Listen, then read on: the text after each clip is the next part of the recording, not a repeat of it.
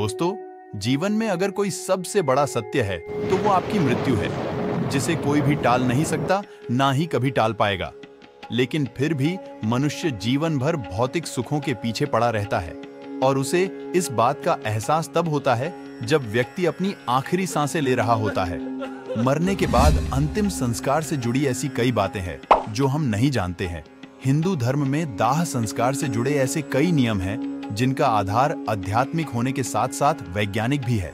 दाह संस्कार के कई नियमों में से एक जरूरी नियम यह भी है कि मृतक को नए कपड़े पहनाना। कई लोगों के मन में यह सवाल जरूर आता होगा कि मृतक के शरीर पर आग लगाने से पहले नए कपड़े क्यों पहनाए जाते हैं, और यदि नए कपड़े ना पहनाए जाए या पुराने ही कपड़े पहना दे तो आत्मा का क्या होगा? क्या संबंध है आत्मा का नए कपड़ों से? इसके साथ ही हम आपको ये भी बताएंगे कि मृतक के परिजन जो उनके कपड़ों को अपने पास रख लेते हैं या फिर याद के तौर पर पहनते हैं, ऐसा करने से मृतक की आत्मा के साथ क्या होता होगा और गरुड़ पुराण में इस विषय पर क्या कहा गया है। आइए इस वीडियो के माध्यम से जानते हैं। नमस्कार दोस्तों, आपका स्वागत है हिंदू पुराण टीवी में। आपसे विनती है, हमारे चैनल को सब्सक्राइब कर लीजिए और कमेंट में जय श्री हरिविष्णु लिखकर परमात्मा को अपना आभार व्यक्त कीजिए। दोस्तों, हिंदू धर्म के अनुसार मृतक के शव को पहले गंगा जल से नहलाकर फिर उसे नए वस्त्र पहनाकर विदा किया जाता है। आइए पहले ये जानते हैं कि मृत व्यक्ति को दाह संस्कार से पहले गंगा जल से क्यों नहलाया जाता है। दोस्तों, गरुड़ पुराण हिंदू धर्म के 18 प्राचीन महाकाव्यों में से एक है। गरुड़ पुराण के अनुसार भगवत नाम और गोत्र का उच्चारण करते हुए मृत व्यक्ति को नहलाने की बात की गई है। यदि किसी कारणवश तीर्थ स्थल में अंतिम संस्कार नहीं हो रहा हो तो ऐसी स्थिति में मृत देह को स्नान कराने के लिए पानी में गंगा जल को मिलाकर स्नान कराना चाहिए, परंतु इस दौरान यह ध्यान में रखें कि भगवत नाम जप का उच्चारण नहीं रुकना चाहिए, क्योंकि मंत्र उच्चारण करते हुए नहलाने वाले इंसान के हाथों से स्पर्श किया हुआ जल भी अभिमंत्रित हो जाता है, जिससे ये जल जहां भी पड़ता है अपने आसपास का वातावरण शुद्ध कर देता है। जब ये पवित्र जल मृत व्यक्ति के देह पर पड़ता है तो उस शरीर का रज तत्व और तम कणों का आवरण नष्ट हो जाता है और आत्मा का शरीर से मोह कम हो जाता है।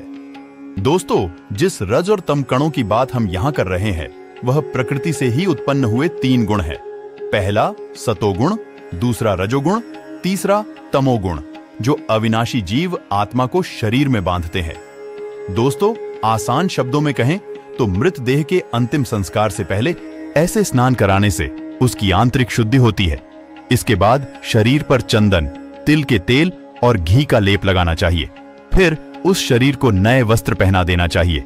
गरुड़ पुराण के अनुसार किसी भी शव को नए वस्त्र के बिना नहीं जलाना चाहिए। मृतक के शरीर को वस्त्र से पूरी तरह ढक देना चाहिए और इस बात का विशेष रूप से ध्यान रखना चाहिए कि मृतक के वस्त्र नए हों, शुद्ध हो और सफेद रंग के ही हो। हिंदू धर्मशास्त्र में सफेद रंग को शांति और पवित्रता का संकेत माना जाता है, इसलिए ही मृतक के शरीर को सफेद रंग के कपड़ों से ढका जाता है। वहीं सनातन धर्म में सफेद रंग को शुद्धता और मोक्ष का प्रतीक भी माना जाता है। गरुड़ पुराण में यह भी बताया गया है कि मृत व्यक्ति को पहनाए जाने वाले वस्त्रों को पहले थोड़ी देर धूप में रखना चाहिए और हो सके तो गौमूत्र या फिर गंगा जल का छिड़काव करके उन्हें शुद्ध कर लेना चाहिए। ऐसे करके कपड़ों के माध्यम से मृत व्यक्ति के शरीर के चारों ओर एक पवित्र कवच बन जाता है, जो शव को बुरी शक्तियों के संपर्क में आने से बचाता है। साथ ही यह भी माना जाता है कि मृतक यमलोक की नई यात्रा में जाता है।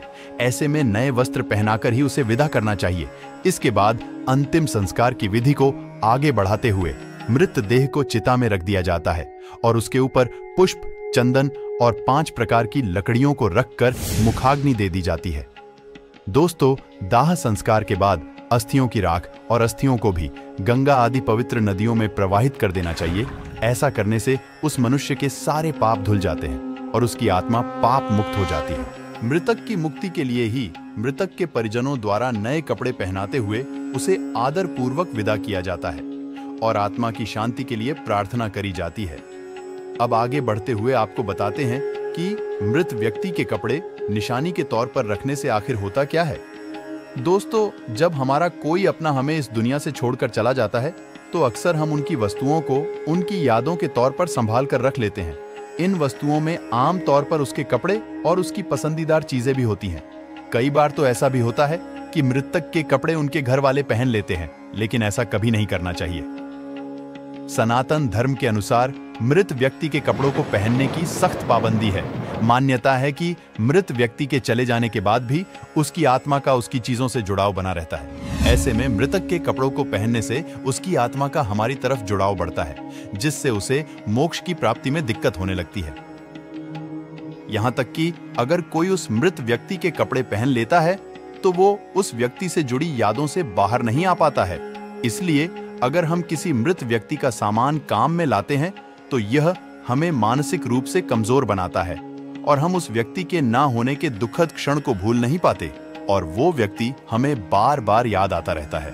इसलिए कहा जाता है कि आपको मृतक की कोई भी वस्तु, कपड़े या कुछ भी चीजें इस्तेमाल में नहीं लानी चाहिए। इसलिए इनको दान कर देना ही सही रहता है।